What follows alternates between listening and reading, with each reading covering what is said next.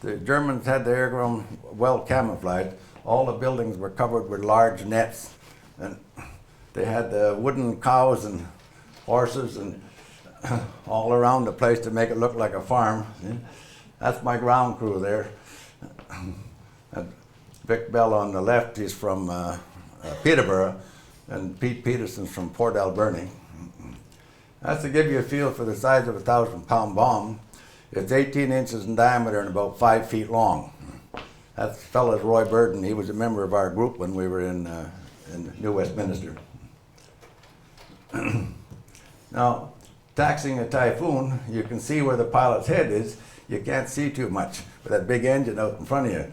So we always had a ground crew man on the wing if we were taxiing in close quarters. You can see the German camouflage material on that building in the background. This is an anti-personnel bomb, weighed 530 pounds, had 26 20-pound little shrapnel bomblets in it, like a big hand grenade. And when we dropped them, they spun on the way down, and a little charge in there blew the covers off, and then the centrifugal force threw those little bomblets all over the place. We dropped them on the German troops, any place where there was a concentration of troops. Last time I dropped those was on the crossing of the Rhine. We were anti-flak on the east side of the Rhine, and we all dropped these on to keep their heads down while the paratroopers were coming down and the gliders were coming down. That give you an idea of what it's like in the wintertime to do a DI on a Typhoon. Cold looking. One of the cold jobs in the wintertime was readiness at the end of the runway. We had to taxi out there at first light and park and wait for a call to take off. So you can see my ground crew on the wing there. And I used to those are two 500-pound bombs on there, by the way. And I used to taxi out and turn the aircraft sideways onto the wind, and my ground crew used to lay down on the wing on the lee side while we waited. These little girls, we were stationed in a convent in the middle of Eindhoven, and every night when we came back from the aerodrome in our truck, all these little Dutch kids were waiting for chocolates and chewing gum, etc., etc. And I went over there in 2005 for the Thank You Canada celebrations, and the travel agent sent this picture to the Eindhoven newspaper, and they published it on the front page. Now the little girl second from the left is my little girl, Lenny, and they put on a luncheon for us. 4 of those little girls turned up, and that's Lenny, 70 years old now.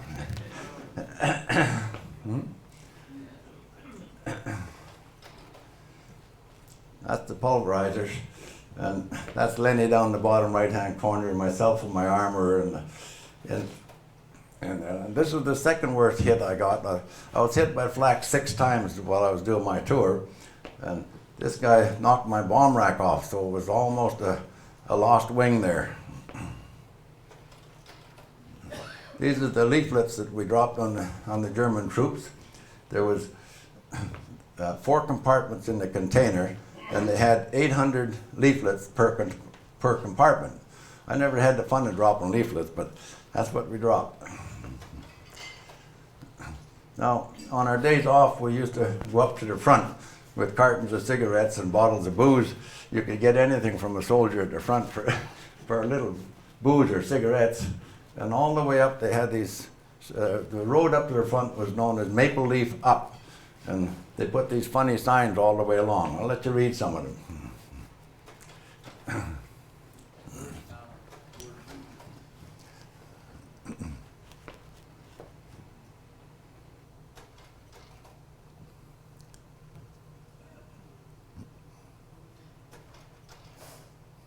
On January the 1st, the Germans carried out Operation Bodenplatte. They attacked every aerodrome on the continent at the same time on New Year's morning. And that's our aerodrome there. 438 Squadron was already lined up on the runway ready for takeoff. 440 Squadron were taxiing out. And they sure clobbered us. We lost a lot of aircraft. Didn't lose any pilots. Nobody got killed. This is a little bit of the aftermath. Those are British Typhoons on the other side of the aerodrome. You can tell that because I got white spinners. All Canadian Typhoons had black spinners.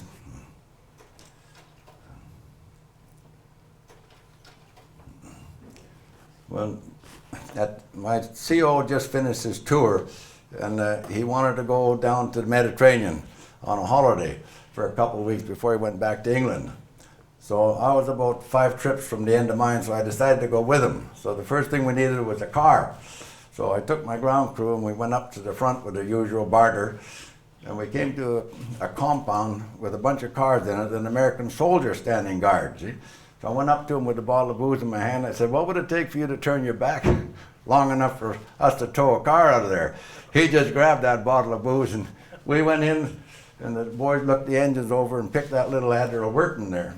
And I towed it out of the place and down the road a mile or two, and then they jumped in, got to work, and they got it running, and they drove it back to the airport. I followed them in the Jeep. That's it there. Anyway, you can see we Canadianized it. We put Canada on the doors and on the fenders so they'd know who we were on the way down. We drove about 2,000 miles on the trip. When we just left it on the aerodrome when we left there. Now that's John Moutre's painting. I asked John to paint me a flight of Typhoons with no war in the picture, and that's the one that he painted. Now you notice that we're racked up there in echelon port. Well, we never did that. We always racked up an echelon starboard. But in order to show my nose art on the aircraft there, he had to draw an echelon port. So the Typhoon is the only fighter that you mount from the right-hand side, the opposite side to a horse. All the fighters, even the German fighters I've seen in the museums, they mount them all from the left side. Mr. Banks, that's your effort, Bob Banks' effort on our book, Critical Moments. Bob, I got that framed and up in my office. Yeah. Thank you, sir. That's Dan Ryan's sketch for Critical. Is Dan Ryan here today? No? That's Dan's sketch for Critical Moments. One little mistake on there, fellas. He put a white spinner on it. I got that up in my office, too. Now, this is the dust cover off the Squadron history book. And then you have the pulverizer on there strafing at a roadblock. That looks the same as it looked at Falaise, with all the vehicles crowded into those multi-joints they have over in Europe, multi-road connections. And also in the Battle of the Bulge, it was the same way. They were all stuck at the roadblocks. That's the wing reunion plate. Are you guys getting the message that the Pulverizer was a famous airplane? Trying to give you that idea.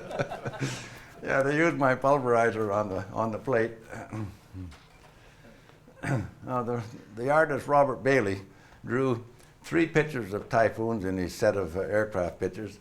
This is the first one, Typhoon Fury, and that's Pulverizer II up there in the picture. That's the second one, Typhoon Target, and that's the Pulverizer strafing that tank with my wingman tailing me there, but I told him that tank commander would never be out of that tank if he saw a Typhoon coming. But anyway, he asked me if he wanted to paint a picture of Typhoons with snow in the picture. So I told him the only time we ever had snow was in the Ardennes. This is the strafing run that I was shot down on. That's the Pulverizer II with all her nose art on her, just a day or so before she was shot down. You see that they have bombs. The big bombs are when we did a mission with 2,000-pound bombs, and the brooms in the middle are 2 500-pound bombs. That's a fighter sweep.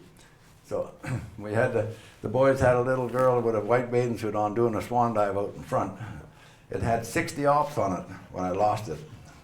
So I was strafing that tank down in the Ardennes, and I was hitting the tail, a big gaping hole in the tail. And with 2 hands on the stick and hard rudder, I was able to climb it up to 7,000. I tried to land it on a cloud, and I lost control before I got down below 200.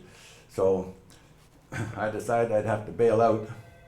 So I pulled the lever, and the canopy went off, and the whole right side of the Typhoon goes out when you pull the ejection lever. So then I crawled out the hole on the side, slid down the wing. Luckily, I missed the tailplane and opened the chute. I already had a caterpillar for bailing out of a Spitfire. So I tried to get a bar to my Caterpillar, but they weren't going to give me a bar for it.